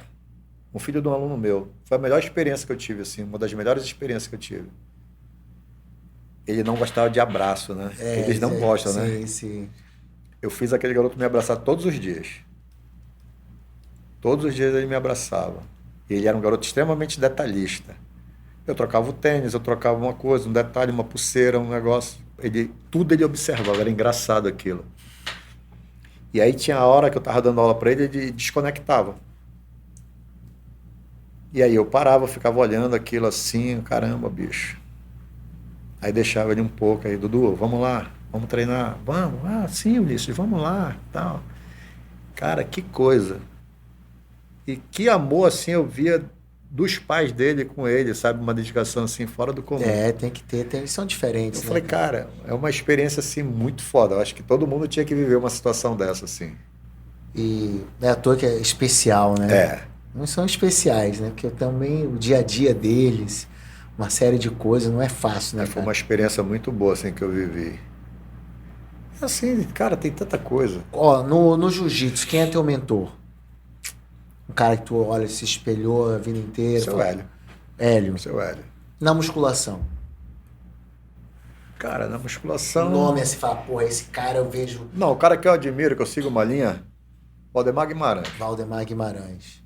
Eu sigo a linha daquele cara, eu acho ele, assim, um cara bem... Mas tem vários caras que eu escuto, que eu... Cara, eu escuto até os caras merda. Na verdade, a gente, pra gente evoluir, a gente tem que escutar as pessoas que a gente sabe que são boas e também observar o outro lado, pô. Isso aqui, esse cara é um merda. Não, escuta, pô. Eu gosto muito do Dória, cara. Uso muito o exemplo do Dória com meus atletas. Escuta. Tipo, a determinação dele. Escuta, porra. Escuta todo mundo, cara. Todo mundo tem alguma coisa para te acrescentar. Todo mundo. Boa ou ruim, mas tem. E você tem que estar aberto para ouvir, pô. Eu não assisto a Rede Globo, acho a Globo uma merda. Mas eu assisto. Somos dois. Eu assisto, porra, pra ver o que tu tem que saber o que teu inimigo tá fazendo, porra. O que a pessoa que tu não gosta tá fazendo, tu tem que saber, porra. Eu vou botar isso aqui de lado. O Fantástico. Pô, tem que ouvir o que o Fantástico... A gente passou a vida inteira escutando Fantástico, porra, quando a gente não tinha acesso à internet. Sim, sim. A gente se preparava no domingo para assistir o Fantástico, porra. A gente era enganado a vida inteira. E por que agora eu vou deixar de assistir? Não, eu quero ver o que os caras continuam fazendo. Só que eu tô vendo uma outra visão hoje. Não é? Sim, sim. Uma visão mais crítica, claro, né? Claro, porra. Sabendo da verdade. As mentiras que contam ali, meu irmão. Mas assim, a gente precisa saber, porra. Sim. Se a gente se fecha, a gente perde a oportunidade de saber muita coisa, pô. De aprender muita coisa. A gente perde. É verdade, eu vendo por esse lado. É tipo luta, porra. Luta, tem cara que esse cara não é porra nenhuma. Irmão, vai lá, assiste, pô. Custa nada. Custa nada, pô. Pô, esse cara é um fofarrão. Como tu vê essa evolução? Tu tá falando da luta, né? Como tu vê essa evolução, tipo, o jiu-jitsu que eu aprendi, o que tu aprendeu, aquela passagem de guarda, hoje os caras fazendo essas posições do berimbolo, essas loucuras, movimentos que eu não consigo nem entender às vezes, cara. Essa busca, hoje todo mundo quer costa, né, cara? Os caras vejam assim, mas eu olho aquele jiu-jitsu, sei, falo, isso não é útil numa situação real de luta, cara. Não, o que eu acho assim, ó. Eu sei lá, eu tenho uma resistência, não sei se eu acho, a minha opinião é o seguinte: você está aqui nesse lugar, você precisa rodar para cair no mesmo lugar? Não, se você tem um atalho, usa o atalho, porra. O que eu acho assim, ficou uma coisa muito solta, que você perde muitas situações para cair numa outra situação. Tu tá do lado, forma. Tu quer girar pra ir pras costas do cara, virando o cara, rodando por baixo das pernas. Né? Tá do lado, porra. Daqui a pouco tu vai meter um jeito na barriga, vai pegar o pescoço e vai finalizar. Vai perder essa oportunidade? Não. Mas a gente seguia um roteiro, né? Hoje tem essa evolução. Eu acho interessante até. Só que pra mim, eu acho que o old school, eu acho que pra mim é mais eficiente. Ele funciona, ele é funcional. Vou te dizer por quê. Eu treinei com um cara chamado Sérgio Penha, ele fazia jiu-jitsu básico, mas ele finalizava todo mundo, todo dia, toda hora. As pessoas iam lá treinar com ele, ele fazia todo mundo bater da mesma forma. É verdade que ele tinha uns 100 quilos que todo mundo batia. Aquilo ali era louco, bicho. É verdade. Era uma carreta em cima do teu peito que tu não conseguia respirar. Uma vez o mestre Oswaldo fez uma posição em mim, ele botou o peito, eu falei, pô, peraí, tem uma coisa errada aqui. Pô, deixa eu me ajeitar. Começou a ficar em coma. Mas isso são os ajustes, pô. Caiu na hora, mas o Sérgio Penha devia ser algo parecido com isso. Então vamos voltar aqui rapidinho. Tu já viu algum Gracie perder uma montada? Não. Era uma coisa muito difícil. Tu já viu algum Gracie perder uma montada? Ele não perde uma montada. Não perde. Ninguém da família Gracie perde uma montada. Ele vai montar em ti e vai te finalizar. Ele não vai perder a posição. Tu vê algum lutador hoje fazendo isso com eficiência de montar e não perder a montada e atacar montado? Não. Todo mundo sai da montada porque se sente desconfortável. Isso. Para fazer um outro ataque. Então, assim, as pessoas não se preocupam em aprender as coisas com mais riqueza de detalhes. O refino, né? O refino. Que isso aí requer tempo também, né? É o que o Roger Gracie estava falando agora, uns meses atrás. O Roger Gracie foi o cara que eu... Dos caras que eu assisti lutar, o Roger Gracie foi o cara mais perfeito que eu já vi lutar, cara. O único defeito que eu via no Roger é que ele não sabia derrubar. Ele era muito grande e desengonçado. Ele não tinha muito jeito para derrubar. Ele entrava num ultimata, que era o que ele conseguia derrubar. As outras posições ele caiu. Tanto que hoje eu estava vendo a luta dele com o Xande de 2008. Também o Xande derruba ele vai querer entrar o Xande, bota ele para baixo. Você via que ele tinha mais armas contra o Xande e o Xande ele ganhou na estratégia. Exatamente. Então, assim, mas dos caras que eu vi lutar, porra, o Roger para mim foi o cara mais perfeito. Pô, vi o Roger finalizar todo mundo no campeonato, porra. A pessoa tu finalizar o Saulo, finalizar o Comprido, finalizar... Marcelinho Garcia. Os caras que tu não conseguia fazer uma vantagem, porra. Uma única vantagem. Ele finalizou todo mundo. Eu falei, cara, esse cara é um fenômeno, fora da curva. Fora da curva, com certeza. Jacaré, esses caras todos foram fora da curva, bicho. Então, assim, é o jiu-jitsu ajustado. Que o Oswaldo fazia isso muito bem. Sim, com certeza. E tipo assim, o Oswaldo foi um dos caras que trabalhou mais a parte da questão da preparação física. Ele fazia muita preparação física com a gente. A ladeira. Porra, meu irmão, aquela porra da praia ali, correr na areia, barra caralho. paralela. E isso faz uma grande diferença, bicho. Isso faz uma grande diferença. Porque todo mundo sabe lutar. O que vai te fazer a diferença é a parte física e a parte emocional. Você vê o Roger Gracie ficou um tempão sem competir. Fez aquela luta com o Bochecha. E Bochecha atacou ele. Tu viu? Defende muito sistema bem de defesa também. do cara, bicho. Cara, mesmo se fosse outro cara, tinha batido. Sim. Ele defendeu. Pronto, a luta encerrou. Beleza. Agora eu vou me preparar, a gente vai fazer uma outra luta. Cara, naquela segunda luta ele foi lá e finalizou o Bochecha. 10 vezes campeão mundial absoluto. Sim. Caralho, bicho, tem noção do que é isso? Um cara que tá parado há um tempão fazer isso? Não, tem que bater palma pro Gracie. E outra coisa, eu acho que todo mundo tem que ter gratidão pelos Gracie. Eu também tenho esse mesmo pensamento. O que eles fizeram, bicho, eles deram emprego para uma multidão de... Com certeza. Se todo mundo vive Pouca de... gente, eu vejo a garotada nova, principalmente nos comentários, assim, vendo os vídeos do YouTube, você vai ler os comentários, tacando pau, falando um monte de coisa, assim, que Tem nem noção, pô. que não tem nexo, entendeu? tem noção. Não tem noção. Ah, o Rickson nessa época, que se lutasse com o Conor McGregor, ia tomar um pau. Eu falei, cara, que loucura, cara. São as comparações. Mas é porque assim, os caras nunca viram, pô, nunca vivenciaram a coisa mesmo ali, assim. Não tem noção. eles não têm noção. E assim, não tem respeito, né, na verdade. Também, Não com tem certeza. respeito. Porque assim, eu acho que ninguém tem o direito de abrir a boca e falar mal desses caras, bicho. Pelo que esses caras Quando fizeram. você vai ver, são faixa roxas, faixa marrom, garotão de 20, 21, que, pô, tá crescendo aí e não tá entendendo aonde, quem pavimentou o caminho pra eles, Uma né, vez a cara? gente vinha lá no Tijuca Tênis Clube, a gente vinha andando assim, aí o Rickson vinha andando. Aí o Juricaba, porra, vamos tirar uma foto com o Rickson. Eu falei, não vou tirar com o Rickson, não. Eu não quero tirar foto com o Rickson, não, porque o único cara que eu vou tirar uma foto na minha vida vai ser o seu Hélio Gracie. Porra, beleza. Aí o Juricaba tirou a foto, o Rickson foi super gentil, tirou foto de todo mundo. Aí seguimos. Entramos no ginásio. Eu fui pra tribuna de honra, quando eu vejo o seu Hélio Gracie, do meu lado, mesmo assim em pé. Isso aí foi em 98 ou 99, que ele foi homenageado, né? Que ele pulou a grade. Pulou a grade daquela idade. Bicho, Pô, marcante aquilo ali, aquele cara. dia ali, sabe, sem sacanagem. Eu fiquei olhando para aquele cara. Eu podia ter tirado uma foto com ele. Mas aí eu falei assim, eu não vou tirar uma foto. Eu vou guardar esse momento na minha memória. Porque, porra, bicho, tá perto desse cara aqui, bicho, o cara mais foda dessa porra toda. E aí eu olhava para ele, eu não tava prestando mais atenção em luta, eu ficava olhando para ele ali em pé. Bracinho cruzado ali, olhando aquelas porra. Até o momento de chamaram ele para fazer homenagem, aí o cara foi estender a mão para ele pular a grade, ele falou, deixa. Pegou e pulou. Cara, uma facilidade, bicho. Eu falei, meu irmão, esse cara é foda mesmo. Não, com certeza. Esse cara é foda mesmo. Com certeza. Todo mundo tem essa visão Então, dele. assim... O próprio Hugo, quando invadiu a academia lá, ele foi o cara que tranquilizou todo mundo. Ó, vamos calmar, que meu filho tá chegando aí, tá? Vamos, senta aqui, tudo. Vou organizar a porra toda. Organizou a porra toda. Organizou a briga. Organizou a briga. Ali, os caras invadiram a academia dele, pô. Porra. E ele organizou tudo. Então, assim, cara, é um cara que...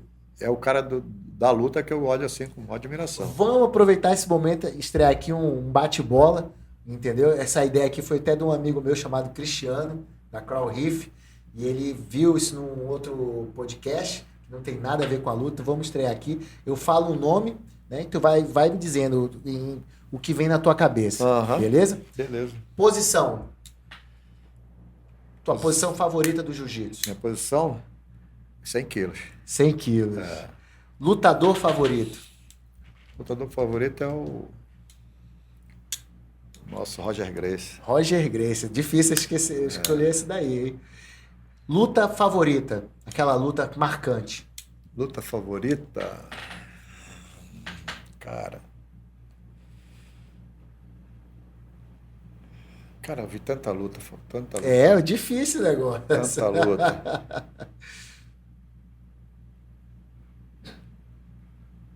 Cara, isso é complicado.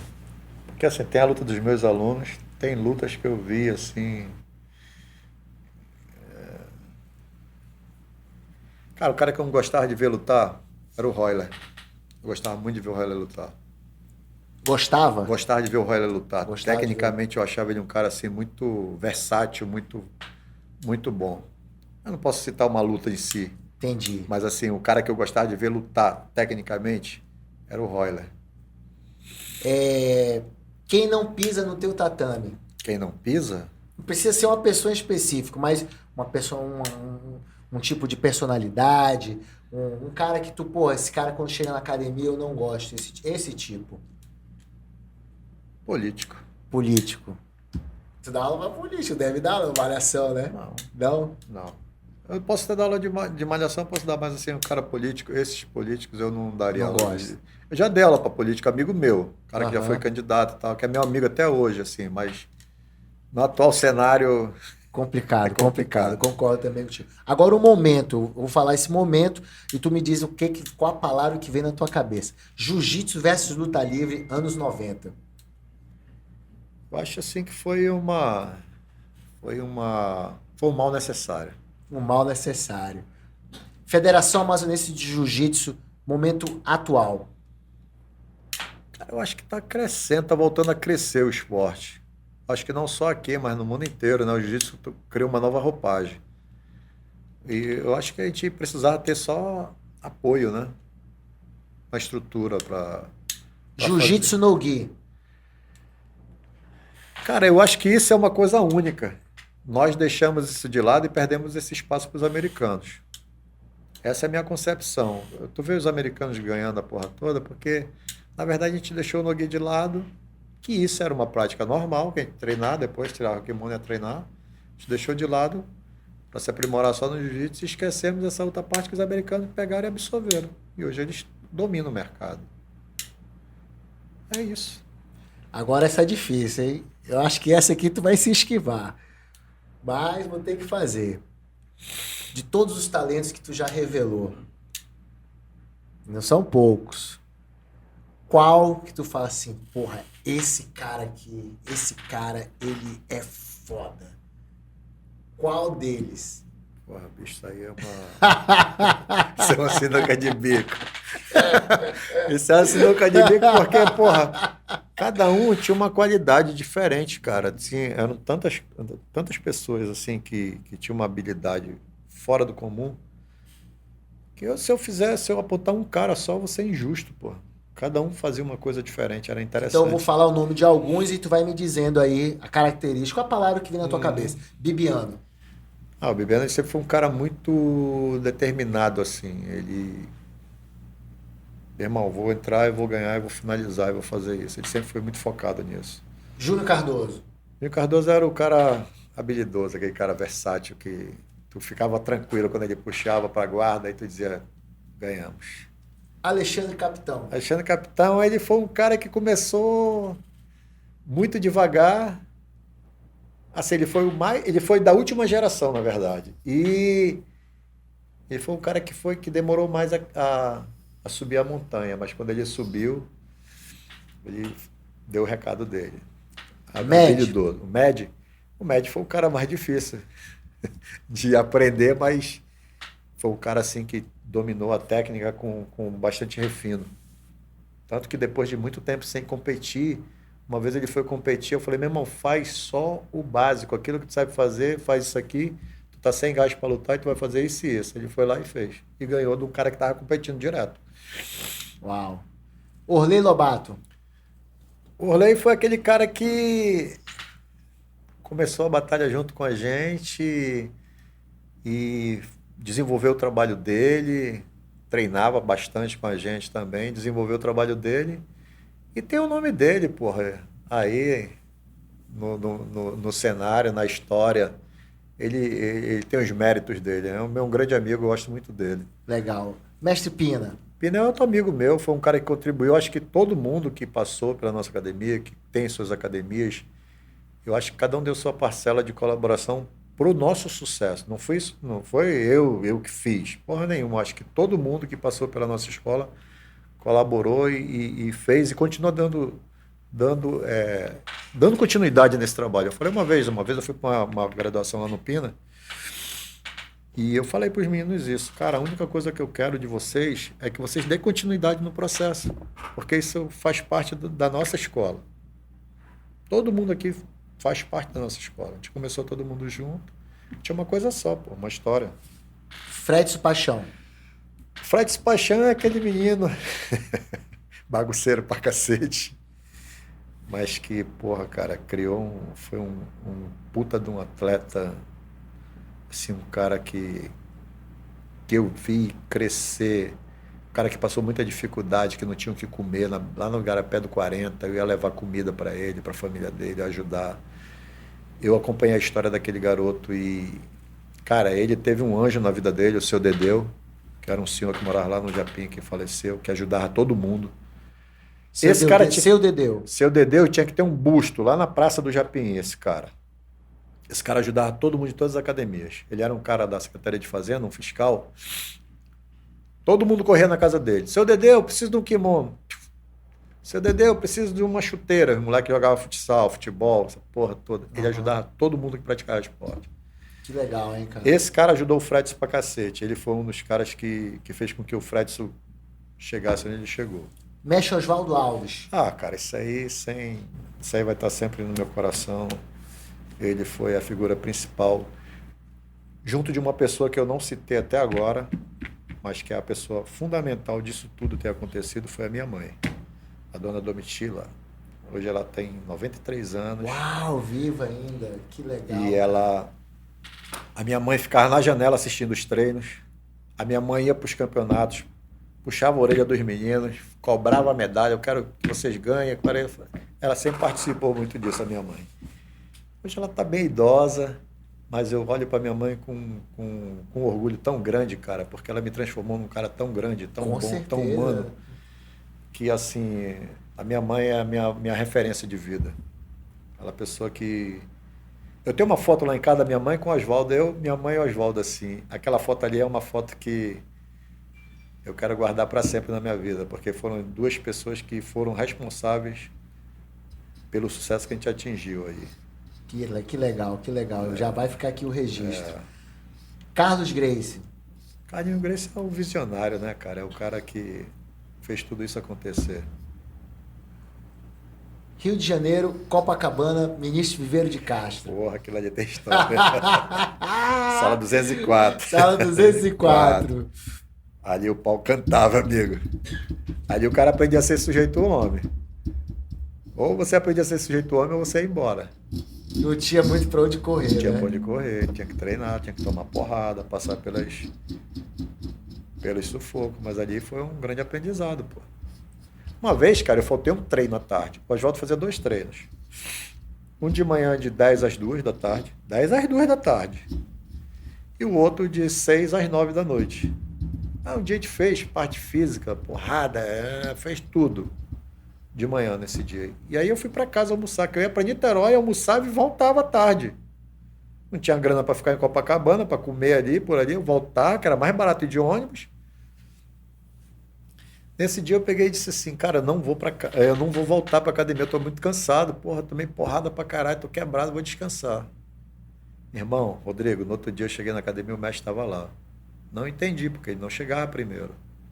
Cheguei lá, ele naquela cabeceira, naquela bolinha de medicina e bota, lembra aquela bolsinha? Ele deitado com um fonezinho no ouvido, mesmo assim. Bom dia, mestre. Ele nem falou comigo. Falei, caralho, que merda é essa? Fui lá, varri o dojo, ajeitei e tal, botei meu kimono. Meu amigo, eu tomei um pau nesse dia, no treino. Eu tomei um pau, nunca tinha passado mal num treino na minha vida. Eu fiquei arriado lá com hipoglicemia. Porque não voltou pro treino. Eu não voltei. Aí ele falou bem pertinho de mim assim, isso aí é porque você fez um pouco de raiva para mim. Um pouco de raiva. Nunca mais ouse faltar um treino, sim senhor. Deus me livre. Nunca mais, meu irmão. Deus me livre. Bairro Japim. Japim é a nossa história, né, cara? É o Bronx. É o Bronx, né? É a nossa história, cara. Eu cheguei ali com 4 anos de idade. Então, assim, eu vi aquilo ali praticamente nascer, não tinha nem asfalto aquilo ali. E aí, ali a gente aprendeu a sobreviver, bicho. Tinha que fazer as coisas, minha mãe não tinha muita grana, eu, moleque, fui vender picolé, para poder ter minha grana para comprar meus álbuns de figurinha, minhas coisas que eu queria fazer. Tomei surra da minha mãe por causa disso. Lavava carro dos vizinhos, do aeroporto, trabalhava naquele radiotáxi, tudo para ter uma grana e fazer as coisas acontecerem. Tá na batalha desde cedo. Né, então assim, eu vi muita coisa, cara. Cresci no meio de muita gente se drogando, a porra toda, e perdi vários amigos com essas coisas. Mas a grande lição que eu tive no Japim foi de um cara, que ele era um cara mais velho, que lá no Japim tinha um campinho de futebol, no meio do mato. E a gente sempre ia jogar bola lá. E um dia nós íamos para esse campinho e esse meu amigo, esse cara mais velho, ia com a gente. E um dia ele ia fumando maconha. Eu lembro bemzinho, eu tinha uns 10 anos, 11 anos. E ele virou para mim, ele falou assim, Paixãozinho, isso eu me chamava de Paixãozinho porque tinha meus irmãos mais velhos, eu tinha 11 irmãos, tinha 10 irmãos, eu era o 11º. O Bambam, Era o meu segundo irmão, qual o nome dele? Leidervan. Leidervan. Ele era meu irmão depois de mim, eu era o caçula, ele era depois, mas eu tinha outros irmãos, eu perdi 6 irmãos. 6 irmãos faleceram. E aí esse cara, uma vez, a gente indo pro campinho, esse cara virou para mim e falou, Paixãozinho, se um dia alguém te oferecer essa porra aqui, tu não aceita. Eu olhei para ele assim, aí eu falei, ele disse, isso não presta, não aceite. Aí eu falei, mas se você está dizendo que não presta, por que você tá usando isso? Aí ele falou assim para mim, porque isso não presta, isso vicia, eu não consigo deixar de usar isso, mas não aceite isso de ninguém. Cara, até hoje isso veio na minha memória. Isso foi um divisor de água na minha vida. Aquilo ali, aquele diálogo que ele teve comigo naquele dia, foi um divisor de água na minha vida. Porque depois eu cresci, eu vi meus amigos começaram a se drogar. E eu segui outro caminho. Com 12 anos eu fui treinar Kung Fu, depois eu fui fazer musculação, depois eu fui treinar Jiu-Jitsu. Eu tomei uma outra direção. Eu agradeço aquele cara. Não sei por onde ele anda, pô, acho que ele deve ter falecido, porque ele era muito, muito mais velho do que a gente. Mas o que ele falou foi... Mas o que ele falou ficou embutido foi na tua mente, né? foi importante pra cacete, porque eu nunca esqueci daquilo. E assim, várias cenas do Japim, várias coisas que eu vivi ali. De vez em quando, no domingo eu estou em casa, assim, de vez em quando vem a minha memória, os meus amigos de infância, as coisas que a gente fazia, a vida que a gente tinha. E a gente aprendeu a viver, né, cara? A enfrentar. Eu falo para minha filha hoje assim, cara, tô vivendo uma bolha aqui em casa. Aqui, ó, a gente tem um conforto, tá tudo numa boa, mas olha ali embaixo como é que estão as coisas. O nego se drogando, o nego passando, fazendo as coisas erradas, assim, assim, assim. Então, a gente tem que tomar cuidado com as coisas, pelas nossas escolhas. Nossas escolhas, com certeza. E assim, é papo aberto, né, cara, que a gente tem que ter com os nossos filhos. Nossos filhos, eles não vão ter essa vivência, essa situação de viver os enfrentamentos do dia a dia do mundo mesmo, essas coisas. Eles vivem dentro de uma bolha, porra. É muito complicado. A relação hoje é muito diferente. Muito diferente, né, Ulisses? Muito, totalmente, cara. É assustador essa porra. Hoje em dia a gente tem um filho, é uma coisa, uma responsabilidade muito grande, cara, assim. Mas, na verdade, os nossos filhos vêm para nos mostrar todo o trabalho, toda a dedicação que os nossos pais tiveram em nos educar, cara. A dificuldade que eles passaram para nos educar, né? Aí hoje a gente olha assim e diz assim, porra, mas tu tá acostumando teu filho mal, porra, tá botando teu filho em escola de playboy, não sei o quê, BBB, não faz isso. Como não faz, porra? Se você tem a oportunidade de fazer o melhor pelo teu filho, tu vai deixar de fazer porque tu acha que teu filho tem que ser criado da mesma maneira que tu foi criado, na mesma dificuldade que tu passou? Os tempos evoluíram, porra. As coisas mudaram. É a mesma coisa que a gente tem que olhar para os nossos alunos. Os nossos alunos começam criança com a gente, depois eles se tornam um jovem, um homem, um pai de família. A gente não pode tratar o nosso aluno pai de família como aquela criança que, meu irmão, faz isso aqui, paga 10, faz aquilo. O diálogo é outro, as coisas vão evoluindo, a relação vai mudando. Sim. Né? Uma vez eu tive um desentendimento com o mestre Oswaldo, eu falei isso para ele. Mestre, o senhor cometeu um erro que o senhor já cometeu várias vezes. Eu estou falando para o senhor porque eu lhe tenho como se fosse meu pai, porra. Eu estou falando isso para você, eu estou aqui, eu e você, conversando, porque eu quero te mostrar uma coisa. Que você não cometeu só comigo, você cometeu com outras pessoas. Você tem que entender que a gente cresce. A gente se torna homem. E aí ele entendeu o dia que eu conversei com ele. Até o dia que eu peguei minha filha, botei na mão dele assim, tá aqui, mestre. Isso aqui é minha filha, isso aqui é minha esposa, isso aqui é minha família. Aí ele entendeu a conversa que eu tive com ele. Que cresceu, né? Que os olhos dele brilharam, e eu conhecia ele muito bem. Os olhos dele ficaram brilhando assim nesse dia. Eu falei, agora ele entendeu o que eu falei para ele lá atrás. Eu só não tive assim Eu poderia pegar minha faixa coral com ele. Eu falei, não. E eu sabia que o Oswaldo não ia durar muito tempo. Aham. Eu sempre ligava para ele, conversava com ele pra caramba. Eu poderia ter falado para ele, mestre, tu pode me graduar antes de tu partir? Partir. Eu poderia ter feito isso. Mas eu falei, não. Eu vou esperar o tempo. Se ele tiver que partir, ele vai partir porque Deus quis assim. E se eu não pegar uma faixa coral, eu posso pegar, eu posso dar entrada na confederação e pegar. Mas se eu não pegar, a minha vida não vai mudar. Porque eu sempre entendi que a faixa é um instrumento que você amarra o kimono, só isso. O mais importante de tudo é aqui, a tua mente, é o que tu tem de conhecimento, que tu pode passar para as pessoas. Todo mundo fala assim, porra, mas na graduação, tu foi na graduação de fulano de tal, a tua faixa não tem grau. Eu falei, para quê? Para que botar grau? Um monte de esparadrapo? Ah, vai ali na drogaria, compra e bota aí na tua faixa, bom para treinar e vamos ver o que vai acontecer, se esses esparadrapos vão fazer uma diferença na tua vida. Então, assim, as pessoas se preocupam muito com status, né? Sim. Sem se atentar para aquilo que elas realmente são de verdade. É melhor você ser de verdade, porra. Né? Com certeza, com É certeza. melhor você ser de verdade. Cara, eu sou isso aqui, mas eu sou até aqui, mas eu sou de verdade. Pronto. As pessoas vão te respeitar da maneira que você é. Estamos entrando na parte final. Vou pegar esse gancho aí. Queria que tu deixasse uma mensagem aí para os praticantes marciais, né? Principalmente a garotada que está chegando hoje nesse universo da arte marcial. Deixa a tua mensagem que vem do teu coração. A mensagem para você treinar jiu-jitsu? Treinar luta? Jiu-jitsu, luta. A galera que está chegando agora, o que tu poderia falar para eles? O segredo do sucesso chama-se constância. Constância. Faça os experimentos. Treine Muay Thai, treine Jiu-Jitsu, treine Judô, treine luta livre. Se você puder fazer tudo, faça tudo. Você vai ser uma pessoa completa. Mas faça aquilo que você vai se sentir bem. Por exemplo, eu treinei tudo de luta, eu fiz um pouco. Mas eu acho que o jiu-jitsu eu costumo dizer assim, que o jiu-jitsu, para mim, o fato de eu colocar meu kimono, eu já me sinto em paz. Se eu estiver em casa, eu botar meu kimono, só o fato de eu amarrar meu kimono ali, eu estou tranquilo, estou em paz. O jiu-jitsu, para mim, é o esporte que ele cansa o meu corpo e relaxa a minha mente. É onde eu consigo desplugar do mundo.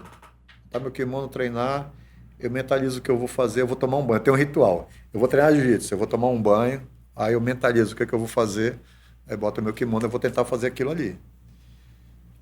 E quando eu entro ali no dojo, eu esqueço do mundo lá fora, tudo que está acontecendo. Bicho, eu me transformo naquilo ali, eu me foco naquilo ali. Sempre fui assim, sempre gostei de fazer isso. E eu acho que tudo que você fizer, você tem que se dedicar. Você tem que procurar ser o melhor. Os caras falam, pô, mas se tu tivesse um filho homem. Ah, meu filho homem ia treinar se ele quisesse. Minha filha mulher não treina jiu-jitsu, treina, não quer treinar, filha? Quer aprender? Não. Ah, um dia, quem sabe, tá bom. Um dia que você achar que você tem que aprender, eu vou te ensinar. Se não quiser, beleza. Eu sempre fui livre para fazer minhas escolhas. E os caras falam, pô, mas se tiver um filho homem, vai treinar jiu-jitsu se ele quiser. Agora, se ele quiser treinar, ele vai ter que ser casca grossa, bicho. Não vai ser meio termo. Né? Vai ter que treinar. Entendeu? Então, assim, eu acho que tudo que você se propor a fazer, você tem que se dedicar bastante. Mais do que os outros. Sempre alguém está treinando mais do que você. Se você quer ser um grande campeão, treine. Muito. É muito. Quando você achar que você está bem, desconfie. Quando você estiver ganhando todo mundo no treino, desconfia. Vai treinar no outro canto, com outras pessoas, para você realmente saber onde é que você está. Porque, assim, às vezes, as coisas se tornam fáceis para a gente e a gente cai numa zona de conforto. Isso. E aí é onde a gente começa a errar. A gente tem que ser, todo o tempo, testado, cobrado. O ser humano nasceu para ser cobrado. Todo ser humano nasceu para ser cobrado. Por que o cara te contrata como personal? Porque ele quer fazer um esforço além daquilo que a mente dele permite. Por que o cara te contrata para ser um professor de luta? Porque ele quer fazer aquilo além daquilo que ele consegue fazer, que ele acha que ele é capaz de fazer. E você vai mostrar para ele que ele é capaz de muito mais do que aquilo que ele imagina. Então, o ser humano nasceu para ser cobrado. Pode prestar atenção, cara. Com certeza, com Né? certeza. A gente tem a família, os pais cobram dos filhos, e assim sucessivamente, né? Tu chega no teu trabalho, o teu patrão te cobra, o teu gerente, e assim vai. O ser humano nasceu para ser cobrado. Então, estamos chegando na parte final, entendeu? Quiser deixar o agradecimento para alguém, esse é o momento que o convidado aqui fala. Fica à vontade. Fica à vontade. Quando é lutador, né? Fala dos patrocínios, tudo. Então, fica à vontade aí. Cara, eu queria primeiramente agradecer a Deus. Eu acho que Ele permitiu a gente estar aqui, Sem dúvida. trocando essa ideia, batendo esse papo. Agradecer a todas as pessoas que fizeram parte desse processo todinho da minha vida, que fazem parte ainda. Porque independente da pessoa estar aqui presente fisicamente ou não, ela continua fazendo parte do processo da minha vida. Porque eu vou levar esse aprendizado todo pro resto da minha vida. E assim, cara, tudo aquilo que a gente aprende, eu aprendi dessa forma, eu sempre fui assim. Tudo aquilo que a gente aprende, a gente tem que passar para as pessoas. A gente não tem que ter medo de alguém te superar. Vou te contar uma breve história aqui, rapidinho. Pode falar. Em 2009, eu fui no casamento do Rodrigo, lá no Texas. Peguei minha esposa, fui embora. Chegando lá no Texas, aí a gente lá e tal, fui conhecer a academia do Rodrigo e bah, aí o Rodrigo, mestre, vamos treinar. O Rodrigo sempre foi um cara muito competitivo. Mestre, vamos treinar? Eu falei, bora, pô, dá um kimono aí, me deu um kimono. Cara, ele me deu uma surra. Meu irmão, ele me deu uma surra, esticava meu braço, pegava meu pescoço, me jogava para um lado, jogava para o outro. E eu batendo, e ele, filma, fotografa, todo eufórico. Filma, fotografa. E a minha mulher filmando, a mulher dele batendo foto, caralho. Aí eu cansei, eu falei, meu irmão, deu para mim. Aí ele levantou assim, o grande campeão. Aí eu falei, baixa os braços. Aí ele, não, pô, eu digo, baixa os braços. Agora eu vou te falar o resultado. O grande campeão aqui sou eu. Hoje eu estou vendo o resultado do meu trabalho. Checkmate em você. Aí bati na mão dele assim. Ele olhou pra mim assim. Eu falei, ó, deixa eu falar uma coisa pra você. Eu só espero que um dia um aluno teu vai fazer isso contigo. Porque é natural. O teu aluno tentar te superar. Sim. Isso é um processo natural. O dia que teu aluno fizer isso contigo, encara com a naturalidade que eu estou encarando esse momento aqui. Esquece vaidade, esquece a porra toda. Encara isso como um sucesso pra ti.